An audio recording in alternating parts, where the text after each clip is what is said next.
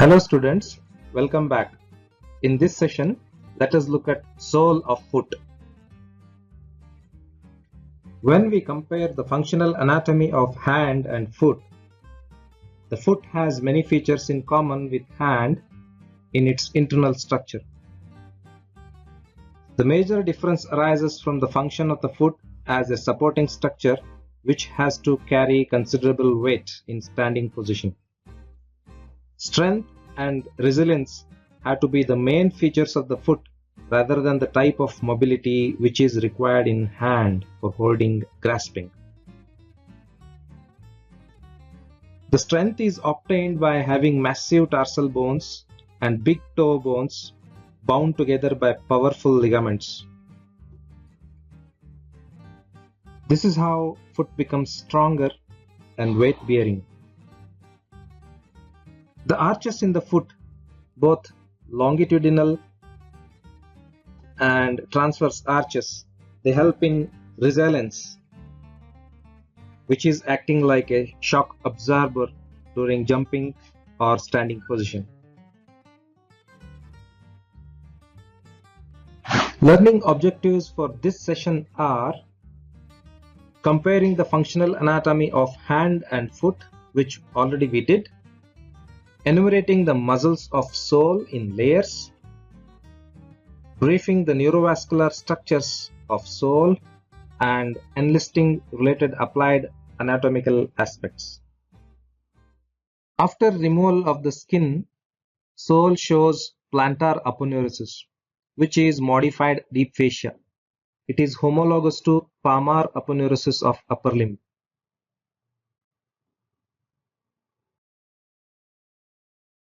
Let us enumerate the muscles of sole, which are arranged in different layers. For learning convenience, we can study the muscles in 4 different layers. They have been mentioned here in 4 different layers. It is wise to pick them up looking at the pictures, which we'll do in a while.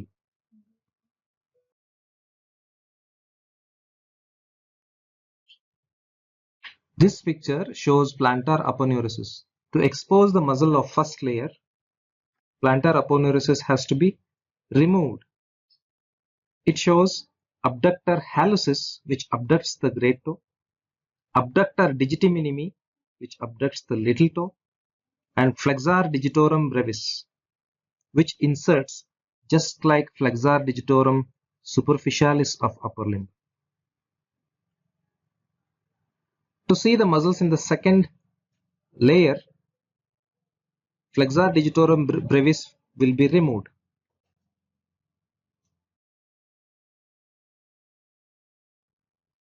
These are the muscles of the second layer, which are long flexors which are extrinsic muscles of foot.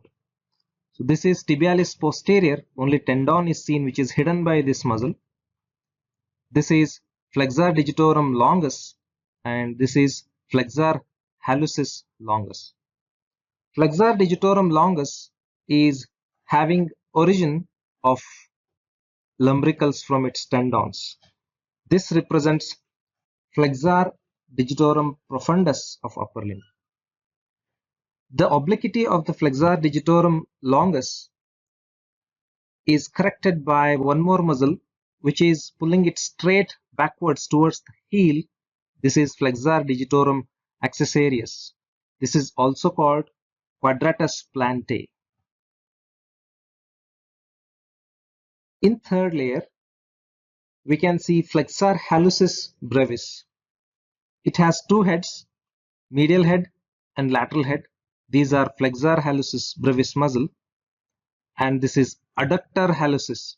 Adductor hallucis is having oblique head and transverse head, which adducts the great toe. And one more muscle is flexor digiti minimi brevis. We call it digiti minimi brevis because it's an additional tendon along with flexor digitorum brevis. This is flexor digiti minimi brevis.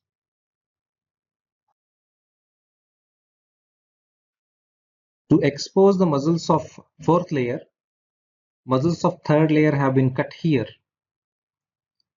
The tendon of peroneus longus is seen here, crossing from lateral to medial side. This is in fourth layer. Along with that, we find muscles in between the bones, interossei. Initially, we see plantar interossei. Just deep to them, we can see dorsal interossei. Plantar and dorsal interossei we shall learn in detail after a while. Let us look at nerves of the sole. To begin with, cutaneous innervation of sole. Cutaneous innervation is chiefly by medial plantar nerve and lateral plantar nerve. These are branches of tibial nerve. Even medial calcaneal branch is from tibial nerve. You can see medial plantar nerve supplies or innervates medial 3.5 fingers, lateral plantar nerve lateral 1.5 finger, just like median nerve and ulnar nerve of upper limb. The medial border is innervated by saphenous nerve, which is branched from femoral nerve, and lateral border by sural nerve, which is branched from tibial nerve and peroneal nerve. This is how tibial nerve, after taking entry into sole, divides into medial plantar nerve and lateral plantar nerve. They both have superficial branches and deep branches. Superficial branches supply skin and fingers. When they run towards finger, they have common plantar digital nerves or proper plantar digital nerves, like this. Deep branches supply muscles. Let us look at these nerves. What are the muscles innervated by medial and lateral plantar nerves? This is scheme to show the distribution of medial plantar nerve, which supplies the muscles which are on the medial side, that is abductor hallucis, first layer muscle, and also flexor digitorum brevis, which is in the first layer. These are superficial cutaneous branches. This medial plantar nerve also innervates flexor hallucis brevis, which is in the third layer. Interestingly, only first lumbrical is supplied by the medial plantar nerve. And these are all cutaneous innervations.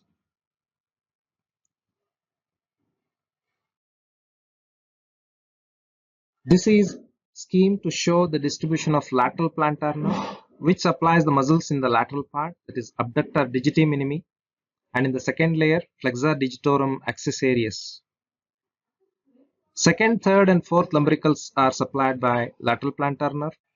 Flexor digiti minimi brevis is also supplied by lateral plantar nerve.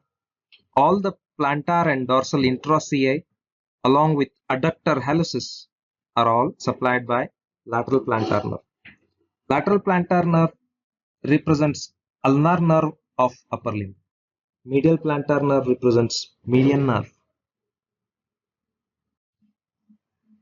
This is the picture showing plantar interossei, which cause adduction of lateral 3 fingers. Hallux has its own adductor. Dorsal interossei are shown here, which cause abduction of middle 3 fingers. Great toe and little toe have their own abductors. Dorsal interossei are bipinnate, whereas plantar interossei are unipinnate. Just like tibial nerve, posterior tibial artery divides into medial and lateral plantar arteries. The lateral plantar artery has superficial and deep branch, which goes deep to long flexor tendons of second layer of sole muscles. The medial plantar artery also has superficial and deep branches. Superficial branches have common plantar digital arteries and proper plantar digital arteries. The same is shown here: medial plantar artery, lateral plantar artery, plantar metatarsal arteries, proper and digital. This is on the dorsum of foot, anterior tibial artery, and this is dorsalis pedis artery, which has arcuate artery, which is like a arc, which has dorsal metatarsal arteries. Plantar metatarsal arteries are on the sole side. These are dorsal metatarsal arteries on the dorsum of foot. Both of them have communicating branches. The dorsalis pedis artery continues down to anastomose with lateral plantar artery here, which can be shown in this angiograph. This is medial plantar artery. This is lateral plantar artery. Lateral plantar artery which is making anastomosis with dorsalis pedis artery here. These are dorsal and plantar metatarsal arteries.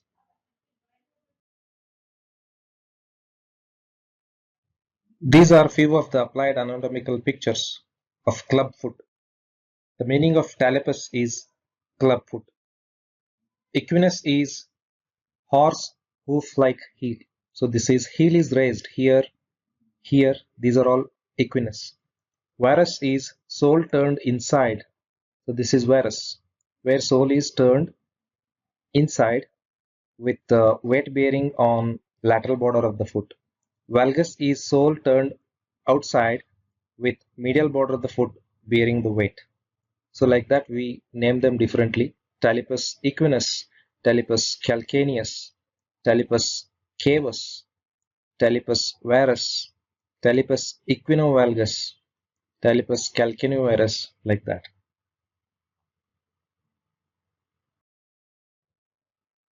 Overuse of plantar fascia can result in plantar fasciitis, which results in painful condition. This is commonly seen in those persons who are gaining weight, and symptoms are more in the hours of morning when person takes first step. There will be pain along the sole, especially very much near the heel. There is one more condition where there is painful heel or calcaneal spur, where there is extra bony growth from the calcaneal tuberosity towards plantar aponeurosis. This is also a painful condition. This ends the session. Thank you for the patient listening.